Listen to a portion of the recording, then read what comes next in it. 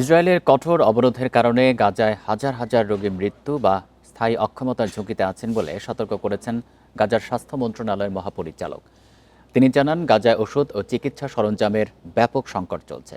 বিশেষ করে অস্ত্রোপচারের জন্য প্রয়োজনীয় সার্জিক্যাল সামগ্রীর তীব্র ঘাটতি রয়েছে বলে জানান তিনি।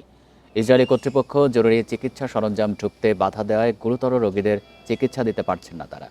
সাথে বিদ্যুতের ঘাটতি এবং জেনারেটরের ব্যবস্থা না থাকা চিকিৎসা কার্যক্রমকে আরও ব্যাহত করছে।